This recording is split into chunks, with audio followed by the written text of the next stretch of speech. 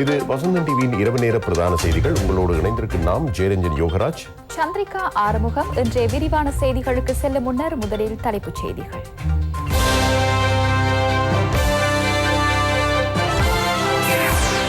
தடுப்பூசி வேலை திட்டத்தில் ஜனாதிபதியின் பங்களிப்பு தொடர்பில் உலக சுகாதார அமைப்பு பாராட்டு.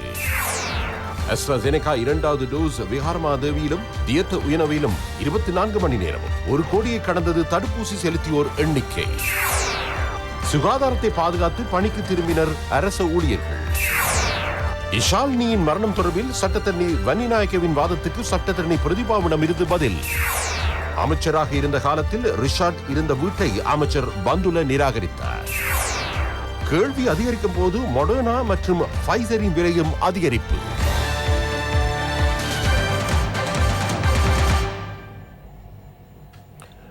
இலங்கை மக்களுக்கு தடுப்பூசி வழங்குவது தொடர்பான செய்தியைத்தான் நாங்கள் முதலில் தர இருக்கின்றோம். சந்திரிகா, தடுப்பூசி பெற்றுக்கொள்கின்ற அந்த பொறுப்பை அவர்களுடைய செயல்பாடுகள், அன்றாட செயல்பாடுகளிலும் காண்பிக்க வேண்டும் என்பதுதான் எதிர்பார்ப்பு. மிக பொறுப்புடன் செயல்பட வேண்டும் என்பதே எதிர்பார்ப்பு. அதனை நாங்கள் பொறுத்திருந்து பார்க்கலாம். இப்போது ஜனாதிபதி கோட்டாபய ராஜபக்ச ஜப்பான் பிரதமரிடம் தனிப்பட்ட முறையில் விடுத்த கோரிக்கைக்கு அமைவாக AstraZeneca தடுப்பூசியின் மற்றும் ஒரு தொகை எதிர்வரும் சனிக்கிழமை நாட்டுக்கு வழங்கப்படும் என ஜப்பானிய தூதுவர் அகிரா சுகியாமா தெரிவித்தார். அண்மையில் எடுத்து வரப்பட்ட AstraZeneca தடுப்பூசி தொகையை ஜனாதிபதியிடம் உத்தியோகபூர்வமாக கையளிக்கும் சந்தர்ப்பத்திலேயே ஜப்பான் தூதுவர் இவ்வாறு குறிப்பிட்டார். இதேவேளை இலங்கையின் ஒட்டுமொத்த தடுப்பூசி வேலை திட்டம் ஜனாதிபதியின் நேரடி தலையீடு மற்றும் கண்காணிப்பின் கீழ் நடைபெறுவது குறித்து ஜப்பான் தூதுவர் வரவேற்றுள்ளார். ஜனாதிபதி செயலகத்தில் உத்தியோகபூர்வ சந்திப்பு இடம்பெற்றது. கடந்த மே மாதம் ஜனாதிபதி கோட்டாபய ராஜபக்ச ஜப்பான் பிரதமர் யோஷிஹிடே சுகாவிடம் தனிப்பட்ட முறையில் விடுத்த கோரிக்கைக்கு அந்நாட்டு அரசு பிரதிபலனாக AstraZeneca தடுப்பூசியை வழங்க நடவடிக்கை எடுத்தது. அது தொடர்பில் இலங்கை அரசாங்கத்தினதும் மக்களினதும் நன்றியை ஜப்பான் பிரதமருக்கும் அரசாங்கம் மற்றும் தூதுவருக்கு தெரிவிப்பதாக ஜனாதிபதி கோட்டாபய ராஜபக்ச இதன்போது குறிப்பிட்டார். இரு நாடுகளுக்கிடையில் காணப்படும் நீண்டகால நட்புறவை மேலும் உறுதிப்படுத்த வகையில் 14 லட்சத்துக்கும் அதிக தடுப்பூசி தொகையை வழங்க ஜப்பான் அரசாங்கம் தீர்மானித்தது. அதன் முதற்கட்ட தொகையாக 7,28,460 தடுப்பூசிகள் அண்மையில் நாட்டுக்கு கிடைக்கப்பெற்றன. எஞ்சிய தொகை எதிர்வரும் சனிக்கிழமை நாட்டை வந்தடையும் என ஜப்பான் தூதுவர் இதன்போது குறிப்பிட்டார். உலக சுகாதார அமைப்பின் இலங்கைக்கான பிரதிநிதி அலகா சிங், யுனிசெஃப் அமைப்பின் பிரதிநிதி எமாபிகம் உள்ளிட்டோரும் குறித்த சந்தர்ப்பத்தில் இணைந்திருந்தமை குறிப்பிடத்தக்கது. தடுப்பூசி வழங்குவதில் உலக நாடுகளில் இலங்கை முன்னணியில் இருக்கிறது. இது தொடர்பாக பல அமைப்புகளும் பாராட்டு தெரிவித்திருக்கின்றன. அது தொடர்பான செய்தியை அடுத்து தருகின்றோம். இலங்கையின் கோவிட் ஒழிப்புக்கான தடுப்பூசி வேலை திட்டத்தை உலக சுகாதார அமைப்பு பாராட்டியுள்ளது. அதன் பிரதானி ட்விட்டர் செய்தி பதிவொன்றை வெளியிட்டு இன்றைய தினம் இலங்கை தனது இலக்கை நோக்கி வெற்றிகரமாக பயணிப்பதாக தெரிவித்துள்ளார். இதேவேளை நாட்டில் ஒரு தடுப்பூசி டோஸை பெற்றுக்கொண்டோரின் எண்ணிக்கை இன்றுடன் 1 கோடியை எட்டியுள்ளது. AstraZeneca தடுப்பூசியின் 2வது டோஸை ஏற்றும் நடவடிக்கை விஹார மகாதேவி பூங்காவில் 24 மணித்தியாலமும் இடம்பெறும். இதனிடையே இன்றைய தினம் 1,04,000 ஃபைசர் தடுப்பூசி நாட்டுக்கு கொண்டு வரப்பட்டது.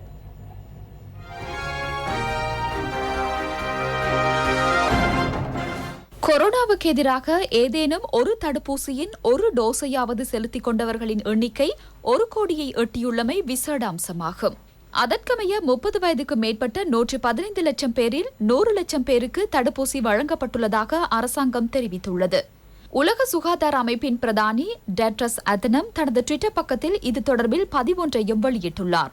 செப்டம்பர் மாதம் அளவில் இலங்கை மக்களுக்கு தடுப்பூசி செலுத்தும் இலக்கை வெற்றிகரமாக நிறைவு செய்யும் திட்டத்தை முன்னெடுத்துள்ளதாக அவர் குறிப்பிட்டுள்ளார். கொரோனாவுக்கு எதிரான நோய் எதிர்ப்பு சக்தியை உருவாக்கும் வேலை திட்டத்துக்கான தடுப்பூசி ஏற்றும் நடவடிக்கை இன்றைய தினமும் முன்னெடுக்கப்பட்டுள்ளது. AstraZeneca தடுப்பூசியின் 2வது டோஸ் வழங்கும் செயற்பாடுகள் 24 மணித்தியாலங்களும் விஹார மகாதேவி பூங்காவில் முன்னெடுக்கப்படுகின்றது. அதிகமான மக்கள் அங்கு தடுப்பூசி ஏற்றிக் கொள்வதற்காக வருகை தருவதாக எமது செய்தியாளர்கள் தெரிவிக்கின்றனர். இதேவேளை பத்திரமுள்ள தியத்த உயன தடுப்பூசி மத்திய நிலையத்தில் AstraZeneca தடுப்பூசியை 24 மணித்தியாலங்களும் செலுத்தும் நடவடிக்கை இன்று ஆரம்பமானது. முதல் டோஸை செலுத்திக் கொண்டவர்கள் 2வது டோஸை இங்கு வந்து செலுத்திக் கொள்ள முடியும். நாளையும் நாளை மறுதினமும் 24 மணித்தியால தடுப்பூசி ஏற்றல் நடவடிக்கை இம்மத்திய நிலையத்தில் இடம்பெறும் என்பதால் தேவையற்ற குழப்பமின்றி வருகை தந்து தடுப்பூசியை செலுத்திக் கொள்ளுமாறு ராணுவ தளபதி ஜெனரல் ஷவேந்திர சில்வா கோரிக்கை விடுத்துள்ளார். பண்டாரநாயக்க ஞாபகார்த்த மண்டபம் மற்றும் ராணுவ வைத்தியசாலையிலும் அஸ்ட்ராசெனகா தடுப்பூசி ஏற்றும் நடவடிக்கை முன்னெடுக்கப்படுகின்றது. விசேட தேவையுடையவர்கள் வருகை தரும் வாகனத்தில் வைத்தே அவர்களுக்கு தடுப்பூசிகள் செலுத்தும் நடவடிக்கைகளை காணக்கூடியதாக இருந்தது. பண்டாரநாயக்க ஞாபகார்த்த மண்டபத்தில் இடம்பெற்ற தடுப்பூசி வேலை திட்டத்தில் கொழும்பு மாநகர சபையும் இலங்கை விமானப்படையும் இணைந்திருந்தன. நாடளாவிய ரீதியில் உள்ள 350க்கும் மேற்பட்ட மத்திய நிலையங்களில் தடுப்பூசி செலுத்தும் வேலை திட்டம் இடம்பெறுகிறது. அஸ்ட்ராசெனகா தடுப்பூசியின் 2வது டோஸ் 109 மத்திய நிலையங்களில் வழங்கப்படுகின்றன. களுத்துறை தேசிய சுகாதார ஆய்வக வளாகத்திலும் அஸ்ட்ராசெனகா தடுப்பூசியின் 2வது டோஸ் செலுத்தும் நடவடிக்கை இன்று இடம்பெற்றது.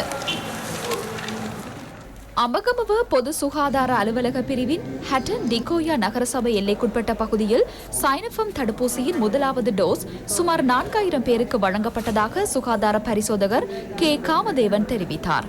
30 வயதுக்கு மேற்பட்டவர்களுக்கு தடுப்பூசி வழங்கும் செயற்பாடு ஹட்டன் DKW கலாசார மண்டபத்தில் இன்று காலை ஆரம்பிக்கப்பட்டது. தடுப்பூசியை பெற்றுக் கொள்வதற்கு பெருமெண்ணிக்கையிலான மக்கள் ஆர்வத்துடன் வருகை தந்தனர். கடந்த காலங்களில் 60 வயதிலும் மேற்பட்டவர்களுக்கு தடுப்பூசிகள் வழங்கப்பட்டன. வாழைச்சேனை சுகாதார வைத்திய அதிகாரி அலுவலக பிரிவுக்குட்பட்ட பகுதிகளில் 20 வயதுக்கு மேற்பட்டவர்களுக்கு தடுப்பூசி செலுத்தும் பணிகள் முன்னெடுக்கப்பட்டன. வாழைச்சேனை சுகாதார வைத்திய அதிகாரி டாக்டர் TS சஞ்சீவ் தலைமையில் கருவாங்கேணி விக்னேஸ்வரர் வித்யாலயத்தில் தடுப்பூசி ஏற்றும் செயற்பாடுகள் முன்னெடுக்கப்பட்டன. வவுனியாவில் கடந்த 4 தினங்களில் 41,000க்கும் மேற்பட்டவர்களுக்கு சைனோஃபார்ம் தடுப்பூசி வழங்கப்பட்டுள்ளது. வவுனியா பண்டாரிக்குளம் கிராம சேவையாளர் பிரிவில் 12 மணித்தியாலங்களில் 1626 கோவிட் தடுப்பூசிகள் வழங்கப்பட்டதாக சுகாதார பிரிவினர் தெரிவித்தனர். வவுனியாவில் மேலும் பல கிராம சேவையாளர் பிரிவுகளில் 30 வயதிலும் மேற்பட்டவர்களுக்கு சைனோஃபார்ம் தடுப்பூசிகள் வழங்கப்படுவதாக சுகாதார பிரிவினர் தெரிவித்துள்ளனர். மாவத்தகம சுகாதார வைத்திய அலுவலக பிரிவின் இலக்கேவல வடக்கு, தெற்கு மற்றும் தெல்பத்தன ஆகிய கிராம சேவையாளர் பிரிவுகளில் சைனோஃபார்ம் தடுப்பூசி செலுத்தும் பணிகள் வெற்றிகரமாக முன்னெடுக்கப்பட்டன. பரகஹதேனிய மஸ்ஜித் மாவட்டத்தில் உள்ள திருமண மண்டபம் ஒன்றில் சுமார் 1800 தடுப்பூசிகள் வழங்கப்பட்டன. இதேவேளை அமெரிக்க தயாரிப்பான 1,04,000 ஃபைசர் தடுப்பூசி இன்று நாட்டுக்கு கொண்டுவரப்பட்டது. கட்டார் விமானத்தில் கொண்டுவரப்பட்ட தடுப்பூசி தொகை நாரஹென்பிட்டி தேசிய இரத்த பரிமாற்ற மத்திய நிலையத்தில் அதிகுளிரூட்டிகளில் களஞ்சியப்படுத்துவதற்காக எடுத்து செல்லப்பட்டது. இதற்கு முன்னரும் ஃபைசர் தடுப்பூசி நாட்டுக்கு கொண்டுவரப்பட்டமை குறிப்பிடத்தக்கது.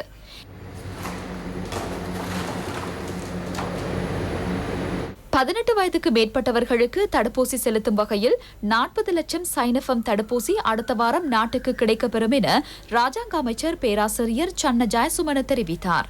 அரச வைத்திய அதிகாரிகள் சங்கத்தின் அனுராதபுரம் போதனா வைத்தியசாலை வளாகத்தில் ஏற்பாடு செய்யப்பட்டிருந்த தடுப்பூசி வேலை திட்டத்தை பார்வையிடுவதற்காக வருகை தந்த சந்தர்ப்பத்தில் ஊடகங்களுக்கு கருத்து வெளியிடும் போது ராஜாங்க அமைச்சர் இவ்வாறு தெரிவித்தார். ஆகஸ்ட் மாதம் நிறைவடைவுக்கு முன்னர் 30 வயதுக்கு மேற்பட்ட சகலருக்கும் தடுப்பூசி செலுத்தும் வேலை திட்டத்தை நிறைவு செய்யும் பாரிய சவாலை ஜனாதிபதி எமக்கு வழங்கியுள்ளார். சுகாதார தரப்பு மற்றும் பாதுகாப்பு தரப்பினரின் ஒத்துழைப்புடன் இலக்கை வெற்றி கொள்ள முடியும். 30 வயதுக்கு மேற்பட்டவர்களுக்கு தடுப்பூசி வழங்கும் திட்டம் நிறைவு செய்யப்படுவதோடு 18 முதல் 30 வயதுக்கு இடைப்பட்டவர்களுக்கு தடுப்பூசி வழங்கும் வேலை திட்டமும் ஆரம்பமாக உள்ளது. இதற்கு தேவையான 40 லட்சம் சைனோஃபார்ம் தடுப்பூசிகள் எமது நாட்டுக்கு கிடைக்கப்பெற உள்ளன. சைனோஃபார்ம் தடுப்பூசியின் 1வது டோஸ் வழங்கப்பட்டு 4 வாரங்களில் 2வது டோஸ் வழங்கப்படும். எனினும் இது தொடர்பில் ஆய்வுகளை மேற்கொண்ட தரப்பினர் 3 வாரங்களில் 2வது டோஸை வழங்க முடியும் எனவும் தெரிவிக்கின்றனர். அது குறித்தும் அவதானம் செலுத்தப்பட்டுள்ளது. இதேவேளை சுகாதார மேம்பாட்டு பணியகத்தில் இன்று இடம்பெற்ற ஊடக சந்திப்பில் தடுப்பூசி வேலை திட்டம் தொடர்பில் கருத்துக்கள் வெளியிடப்பட்டன. ஜூலை மாதம் 31ஆம் தேதி வரை 30 வயதுக்கு மேற்பட்ட மக்கள் தொகையில் 186 வீதமானோருக்கு தடுப்பூசி வழங்கப்பட்டுள்ளது. 118 வீதமானோருக்கு 2வது டோஸும் வழங்கப்பட்டுள்ளது. சுகாதார மேம்பாட்டு பணியகத்தின் ஊடாக வீடுகளில் தரவு கணிப்பு ஒன்று மேற்கொள்ளப்பட்டுள்ளது. இதன்போது அருகில் உள்ள வயல்களுக்கு வீடுகளுக்கு மட்டுமே செல்வதாக தடுப்பூசி செலுத்தாதவர்கள் தெரிவிக்கின்றனர். எந்த ஒரு பயணம் செல்லாவிட்டாலும் தடுப்பூசி பெற வேண்டிய வயது இருந்தால் கட்டாயம் தடுப்பூசியை பெற்றுக்கொள்ள வேண்டும். ගෙදර ඉඳලා වැඩ කරගන්න එකට විතරයි. මම හිතන්නේ කිසිම ගමනක් නොගියත් එන්නත ලබාගත යුතු වයසේ සිටිනවා නම් එන්නත ලබා ගැනීම අනිවාර්යයි. මම ඉන්සුලින් එන්නත ලබා ගන්නවා. நான் இன்சுலின் பெறுகிறேன், மருந்துகளை எடுக்கிறேன் என கூறி தடுப்பூசியை அதிகளவானோர் பெற்றுக்கொள்ளவில்லை. இது அபாயகரமான விடயமாகும். நீரிழிவு நோய் உள்ளிட்ட தொற்றா நோய் உள்ளவர்களுக்கு தடுப்பூசி வழங்குவதில் முன்னுரிமை வழங்க வேண்டும் என அறிவிக்கப்பட்டுள்ளது. එන්නත ලබා දීමට ප්‍රමුඛතාවයක් දිය යුතුයි කියන එක.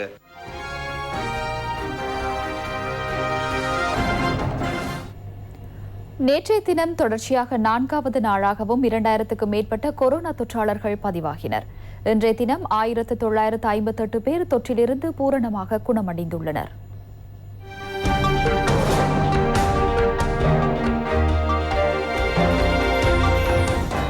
நேற்றைய தினம் நாட்டில் அடையாளம் காணப்பட்ட கொரோனா தொற்றாளர்களின் எண்ணிக்கை 2510 ஆகும்.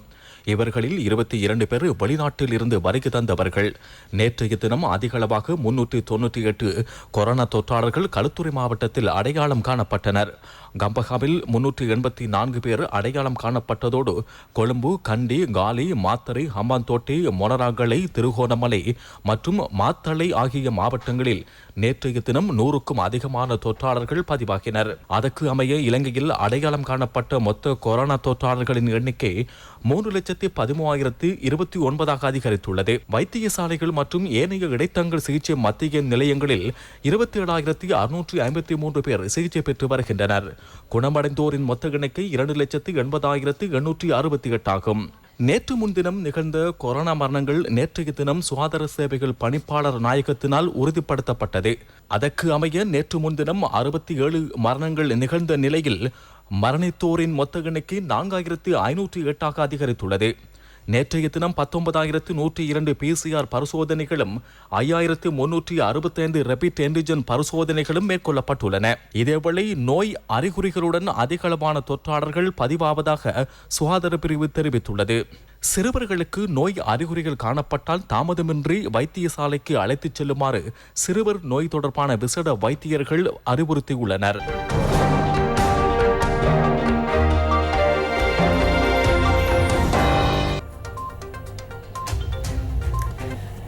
அடுத்து, இதுவரை காலமும் கடமைக்கு திரும்பாத அல்லது வரையறுக்கப்பட்ட ஊழியர்களோடு செயல்பட்ட அரசு மற்றும் தனியார் நிறுவனங்கள் இன்றைய தினம் முதல் அனைத்து ஊழியர்களுடைய பலத்தோடு செயல்படக்கூடிய வாய்ப்பு கிடைத்திருக்கிறது. அது தொடர்பான செய்தியை தான் சந்திரிகா நாங்கள் முதலில் தருகிறோம். சுகாதார பாதுகாப்பு வழிமுறைகளின் கீழ் சகல அரசு ஊழியர்களும் வழமை போல் கடமைக்கு திரும்பும் நடவடிக்கை இன்று ஆரம்பமானது.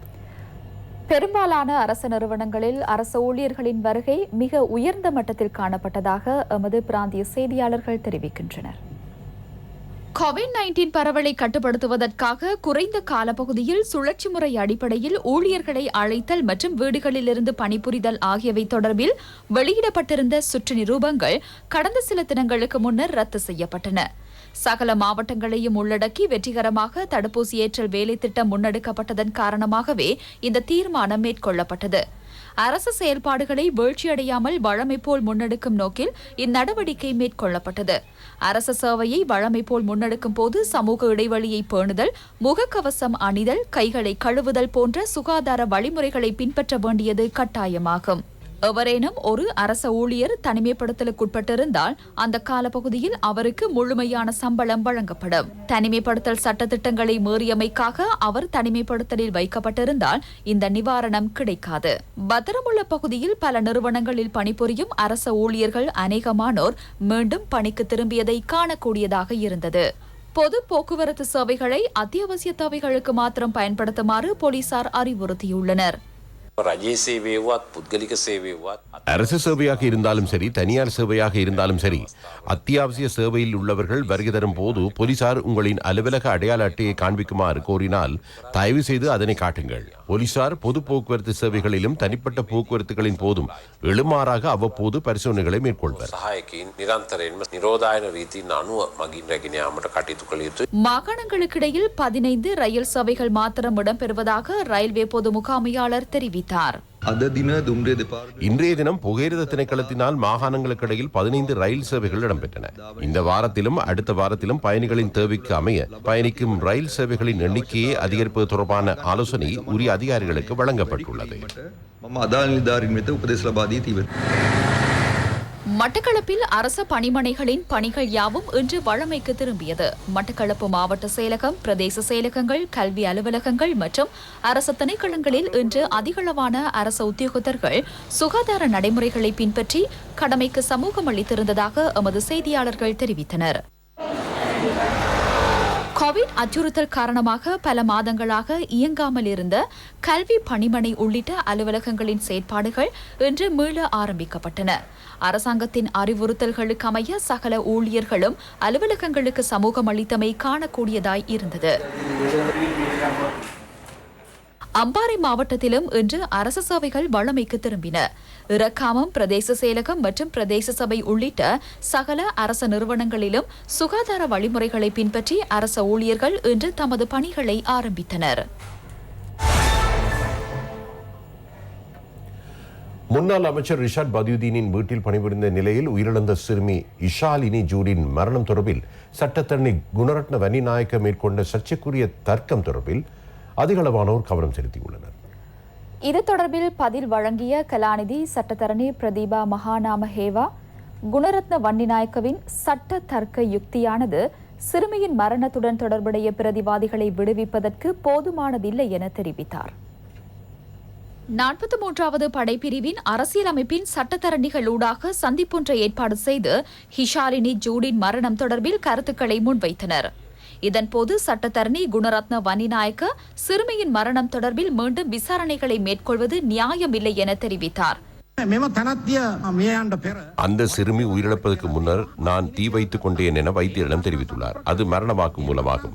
அந்த மரண வாக்குமூலத்தை தாண்டி விசாரணைகளை மேற்கொள்ள தேவையில்லை. இது ஒரு தற்கொலையாகும். மீண்டும் உடலை தோண்டி வைத்திய பரிசோதனைகளை மேற்கொள்ள நடவடிக்கை எடுக்கப்படுகிறது. இது ஒவ்வொரு தேவைகளுக்காக இடம்பெறும் சம்பவங்களாக நாம் காண்கின்றோம். அந்த சிறுமி மீது ஏதேனும் துஷ்பிரயோகம் மேற்கொள்ளப்பட்டு இருந்தால் உயிரிழக்க வேண்டிய அவசியம் இருந்திருக்காது. உயிரிழந்தவருக்கு இடம்பெற்ற துஷ்பிரயோகம் குற்றமாக இருந்தாலும் வழக்கும் தொடர முடியாது. குணரத்ன வன்னிநாயக்க வெளியிட்ட கருத்து தொடர்பில் கலாநிதி சட்டத்தரணி பிரதீபா மகாநாமஹேவா பதில் வழங்கினார். ஏதேனும் ஒரு துன்புறுத்தலுக்கு உள்ளானவர் உயிரிழக்கும் சந்தர்ப்பத்தில் வழங்கும் வாக்குமூலத்தை குற்றஞ்சாட்டப்பட்டவரால் திருத்தி அமைக்க முடியாது என சட்டத்தரணி பிரதீபா மகாநாமஹேவா தெரிவித்தார். மரண வாக்குமூலம் என்பது ஏதேனும் ஒரு சம்பவம் இடம்பெற்று சில சந்தர்ப்பங்களில் மரணத்தை எதிர்பார்க்கலாம். சில வேளை மரணம் சம்பவிக்காமலும் இருக்கலாம். நாட்டில் இதுவரை காலமும் வழக்கின் தீர்ப்புகள் அனைத்தும் விசேடமாக மேல் நீதிமன்ற மற்றும் உயர் நீதிமன்ற தீர்ப்புகளில் மரண வாக்குமூலத்தின் அடிப்படையில் குற்றவாளிகளாகவும் குற்றமற்றவர்களாகவும் தீர்மானிக்கப்பட மாட்டார்கள். சகல சாட்சிகளையும் அடிப்படையாக வைத்தே தீர்ப்பு வழங்கப்படல் வேண்டும். இலங்கையில் மரண வாக்குமூலத்துக்கு குறைந்த முக்கியத்துவமே வழங்கப்படுகிறது. இதனால் வாக்குமூலத்தை அடிப்படையாக கொண்டு எந்த ஒருவரையும் குற்றவாளி இல்லை என தீர்மானிக்க முடியாது. விஞ்ஞானபூர்வமான தொழில்நுட்பம் மற்றும் பரிசோதனை சாட்சிகள் ஊடாக கிடைக்கப்பெற்ற தகவல்களை உறுதிப்படுத்திக் கொள்வதற்காக நேற்றைய தினம் 2 வாக்குமூலங்கள் பதிவு செய்யப்பட்டன. இதேவேளை நிபுணத்துவ சட்ட வைத்திய அதிகாரிகள் குழு ஊடாக பிரேத பரிசோதனை இடம்பெறுவதாக போலீசார் தெரிவித்தனர். இவர்களின் அறிக்கை விரைவில் கிடைக்க உள்ளது. இந்த சிறுமிக்கு முன்பாக மேலும் 10 பெண்கள் கடந்த 2009ஆம் ஆண்டு முதல் ரிஷாட் பதியுதீனின் வீட்டில் பணிபுரிந்துள்ளனர். இந்த பெண்களையும் சிறுமி இஷாலினியை அழைத்து வந்த தரகரே இந்த வீட்டுக்கு அழைத்து வந்துள்ளதாக விசாரணைகளிலிருந்து தெரிய வந்துள்ளது. அவர்களில் 2 உயிரிழந்துள்ளனர். எஞ்சிய 8 பேரிடம் போலீசார் வாக்குமூலம் பதிவு செய்துள்ளனர். இந்த வீட்டில் பணிபுரிந்த 29 வயதான பெண் ஒருவர் கருணை பகுதியில் பணிபுரிந்த நிலையில் கண்டுபிடிக்கப்பட்டார். பின்னர் அவரிடம் மேற்கொள்ளப்பட்ட விசாரணைகள் ஊடாக ரிஷாட் பதியுதீனின் மைத்துனர் தன்னையும் பாலியல் ரீதியில் துஷ்பிரயோகம் செய்ததாக அந்த பெண் வாக்குமூலம் அளித்துள்ளார். இந்த நிலையில் 22 வயதுடைய பெண் ஒருவரை பாலியல் துஷ்பிரயோகத்துக்கு உட்படுத்திய சம்பவம் தொடர்பில் இந்த நபர் ஏற்கனவே விளக்கமறியலில் வைக்கப்பட்டுள்ளமையும் இங்கு குறிப்பிடத்தக்கது. இதேவேளை சிறுமி ஹிஷாலினிக்கு நியாயம் கிடைக்க வேண்டும் என வலியுறுத்தி பொகவந்தலாவ போகாவத்த பகுதி மக்கள் ஆர்ப்பாட்டத்தில் ஈடுபட்டனர். சந்தேக நபர்களுக்கு நீதிமன்றத்தினூடாக உயர்ந்தபட்ச தண்டனை வழங்க வேண்டும் என அவர்கள் கோரிக்கை விடுத்தனர். முன்னாள் அமைச்சர் ரிஷாட் பதியுதீனின் வீட்டில் வேலைக்கு அமர்த்தப்பட்ட நிலையில் மர்மமான முறையில் உயிரிழந்த சிறுமி ஹிஷாலினிக்கு நீதி வேண்டி கட்டகல அந்தோணிமலை பகுதி மக்கள் ஆர்ப்பாட்டம் ஒன்றை முன்னெடுத்தனர். கட்டகல எலிஃபில் சந்தியில் ஆர்ப்பாட்டம் இடம்பெற்றது.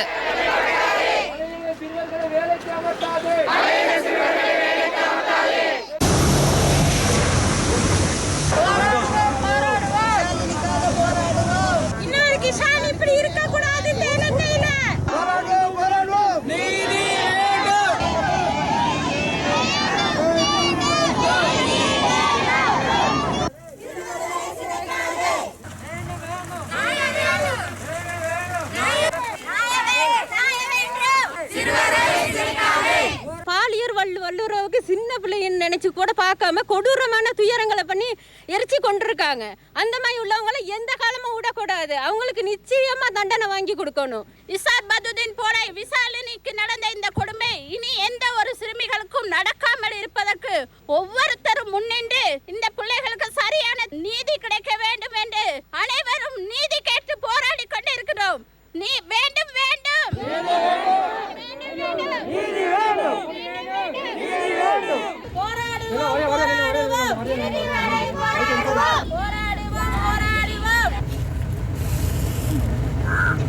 நீதி வேண்டும், நீதி வேண்டும், நீதி வேண்டும். பெற்றோர்கள் பிள்ளைகளை வேலைக்கு அனுப்பாதீங்க, கொழும்புக்கு அனுப்பாதீங்க. பிச்சை எடுத்தாவது பிள்ளைகளுக்கு சாப்பாடு வாங்கி கொடுங்க. இதை முக்கியமா செய்யுங்க. இது எவ்வளவு பெரிய பாவம்னு எல்லாம் பாருங்க. நீதி வேண்டும், நீதிக்காக போராடுவோம், நீதி வேண்டும். ரிஷாட் பதுதீன் பயன்படுத்திய உத்தியோகபூர்வ வீட்டில் இருந்த வீட்டுப் பொருட்கள் எதுவும் தனக்கு வீட்டை வழங்கும் சந்தர்ப்பத்தில் இருக்கவில்லை எனவும் குறித்த வீட்டை மீண்டும் அரசாங்கத்துக்கு வழங்க நடவடிக்கை எடுத்ததாகவும் அமைச்சர் கலாநிதி மந்துல குணவர்தன தெரிவித்தார். அந்த உத்தியோகபூர்வ இல்லத்தில் வசிப்பதற்கான எந்த ஒரு வீட்டுப் பொருட்களும் இருக்கவில்லை. நீண்ட காலம் வீடு பயன்படுத்தாமல் இருந்தமையினால் பாரிய புனரமைப்பு பணிகளை முன்னெடுக்க வேண்டியிருந்தது. இதற்கென எமது செயலாளரினால் விலை மனு கோரல் விடுக்கப்பட்டது. அதுக்கமைய 200 லட்சத்துக்கும் மேற்பட்ட நிதி புனரமைப்பு பணிகளுக்கு தேவைப்பட்டது. இதனால் குறித்த உத்தியோகபூர்வ இல்லம் தேவையில்லை என செயலாளருக்கு அறிவித்தேன். இவ்வாறான அசௌகரிய நிலையில் வீட்டை பொறுப்பேற்க தேவையில்லை. மீளவும் வீட்டை அரசாங்கத்துக்கு வழங்குமாறு தெரிவித்தேன். இந்த வீடு தொடர்பில் பல்வேறு விசாரணைகள் இடம்பெறுகின்றன. இதனால் வீட்டை மீள கையளிக்க நடவடிக்கை எடுக்கப்பட்டது. இதேவேளை வீட்டில் இருந்த அரச சொத்துக்கள் தொடர்பில் முறையான பரிசோதனைகளை மேற்கொள்ள வேண்டும் என குறித்த வீடு தொடர்பில் கருத்து வெளியிட்ட வணக்கத்துக்குரிய மாக்கல் கந்தே சுதந்த தேரர் தெரிவித்தார். ரிஷாட் பதுதீன் பயன்படுத்திய உத்தியோகபூர்வ வீட்டின் பொருட்கள் குறித்து உடனடி விசாரணை மேற்கொள்ளப்பட வேண்டும். அரச சொத்துக்கள் முறையற்ற விதத்தில் பயன்படுத்தப்பட்டவை தொடர்பில் உடனடியாக அவருக்கு எதிராக பொது சொத்து சட்டத்தின் கீழ் சட்ட நடவடிக்கை எடுக்கப்படல் வேண்டும்.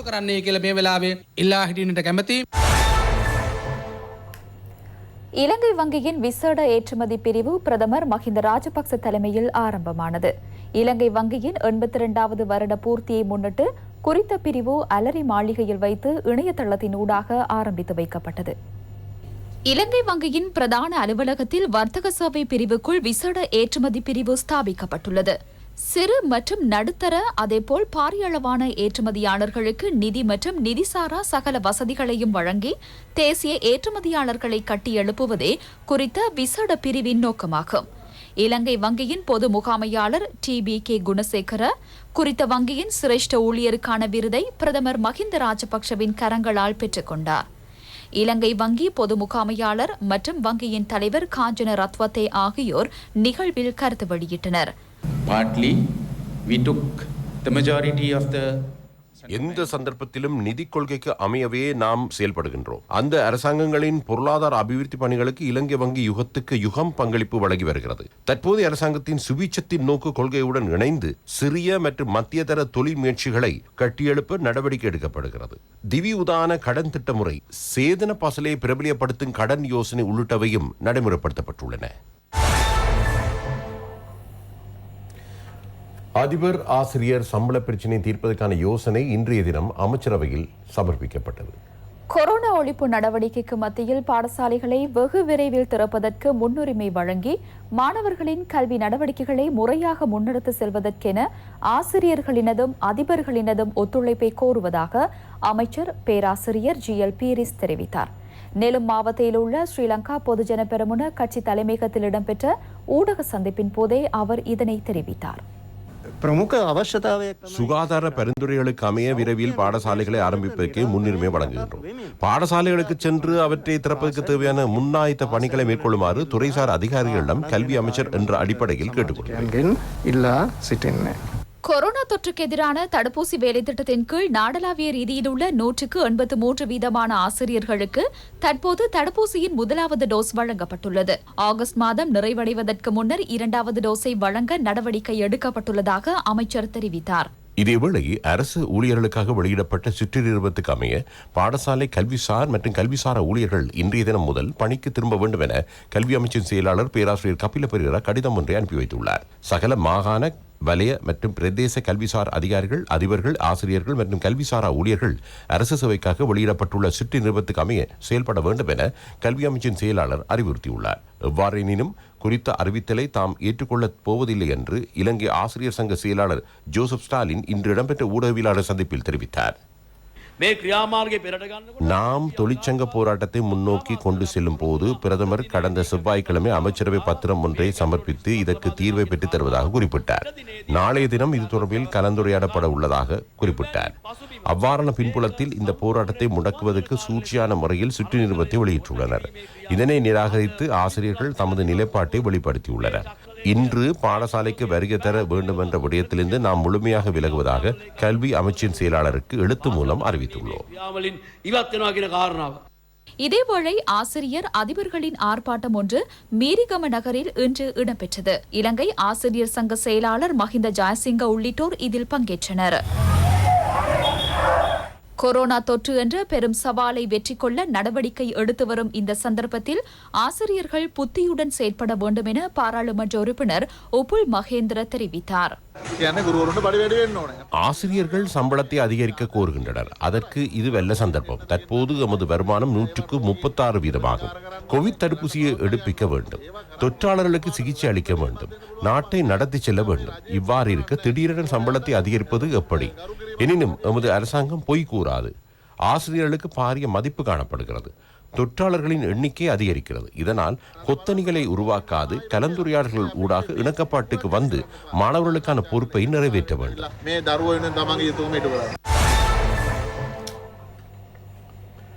முன்னாள் அமைச்சர் பாட்லி சம்பிக்க ரணவுக்கு உள்ளிட்ட பிரதிவாதிகள் 3 எதிரான வழக்கை அடுத்த மாதம் 15ஆம் தேதி விசாரணைக்கு எடுத்துக் கொள்வதாக கொழும்பு மேல் நீதிமன்றம் அறிவித்துள்ளது. கடந்த 2016ஆம் ஆண்டு பிப்ரவரி 28ஆம் தேதி வெலிக்கட பகுதியில் கவனஈனமாக வாகனம் செலுத்தி சந்தீப் சம்பத் எனும் இளைஞரை படுகாயங்களுக்குள்ளாக்கியமை, பின்னர் அது தொடர்பிலான தகவல்களை மறைத்து பொய் சாட்சிகளை சோடித்தமை ஆகிய குற்றச்சாட்டுகள் தொடர்பில் இவ்வழக்கு தாக்கல் செய்யப்பட்டுள்ளது. விபத்தை ஏற்படுத்தியதாக கூறப்படும் ஜீப் ரக வாகனம் யாரின் பொறுப்பில் இருக்கிறது, அதனை நீதிமன்றத்தில் கையளிக்க வேண்டியவர் யார் என்பது தொடர்பில் கண்டறிந்து அடுத்த வழக்கு விசாரணையின் போது எழுத்துமூல அறிக்கையொன்றை சமர்ப்பிக்குமாறு நீதிபதி இங்கு முறைப்பாட்டாளருக்கு உத்தரவிட்டார். முன்னாள் நிதியமைச்சர் ரவி கருணாநாயக்க மற்றும் பெர்பச்சுவல் ட்ரெசரிஸ் நிறுவனத்தின் பணிப்பாளரான அர்ஜுன் அலோசியஸ் ஆகியோருக்கு எதிரான லஞ்ச ஊழல் ஆணைக்குழு தொடுத்திருந்த வழக்கின் சாட்சியை அடுத்த மாதம் 6ஆம் தேதி விசாரணைக்கு எடுத்துக்கொள்ள கொழும்பு நீதிமன்றம் தீர்மானித்துள்ளது. பிரதிவாதியான ரவி கருணாநாயக்க சார்பில் ஆஜராகியிருந்த சட்டத்தரணி முறைப்பாட்டுக்காக சமர்ப்பிக்கப்படவிருந்த கணனி காட்சியை பரிசீலனைக்கு உட்படுத்த சந்தர்ப்பம் வழங்குமாறு கோரிக்கை விடுத்திருந்தார். லஞ்ச ஊழல் ஆணைக்குழு சார்பில் ஆஜராகியிருந்த அரசு சட்டத்தரணி குறித்த கோரிக்கைக்கு அனுமதி வழங்குமாறு நீதிமன்றத்தை கோரினார். குறித்த வழக்கு நாளுக்கு நாள் பிற்போடப்படுவதை தடுக்கும் நோக்கில் அனுமதி வழங்குமாறு அவர் தெரிவித்தார். கணனி சாட்சியை பரிசீலனை செய்வதற்கு தேவையான அணுகுமுறையை வழங்குமாறு அறிவித்த நீதிபதி வழக்கு விசாரணைக்கான திகதியையும் அறிவித்தார். கொத்தலாவல பல்கலைக்கழக சட்டமூலத்துக்கு எதிர்ப்பு தெரிவித்து மக்கள் புலனாய்வு மையம் எனும் அமைப்பு கொழும்பு பல்கலைக்கழக மானியங்கள் ஆணைக்குழுவுக்கு அருகில் இன்று பகல் நடத்துவதற்கு திட்டமிட்டிருந்த ஆர்ப்பாட்டத்தை தடுப்பதற்கான உத்தரவை பிறப்பிக்குமாறு போலீசார் விடுத்த கோரிக்கையை கொழும்பு பிரதம நீதவான் நிராகரித்துள்ளார். சுகாதார வழிமுறைகளை எவரேனும் மீறினால் அவர்களுக்கு எதிராக சட்ட நடவடிக்கை எடுக்கும் அதிகாரம் போலீசாருக்கு வழங்கப்பட்டுள்ளதாகவும் நீதவான் குறிப்பிட்டுள்ளார். ஆர்ப்பாட்டத்தை நடத்துதல் மற்றும் கருத்துக்களை வெளியிடும் சுதந்திரம் அரசியலமைப்பில் உறுதி செய்யப்பட்டுள்ளதாக சுட்டிக்காட்டிய நீதவான், கோவிட் தொற்று நிலைமைக்கு மத்தியில் குறித்த உரிமையை மீறி செயற்பட்டால் நாடும் அரசாங்கமும் பாரிய அசௌகரியத்துக்கு முகம் கொடுக்கும் என்றும் குறிப்பிட்டார். இத்துடன் வசந்தம் டிவியின் இன்றைய செய்திகள் நிறைவு பெறுகின்றன. நமது அடுத்த செய்தி அறிக்கையை நாளை மதியம் 1 மணிக்கு எதிர்பாருங்கள். வணக்கம்.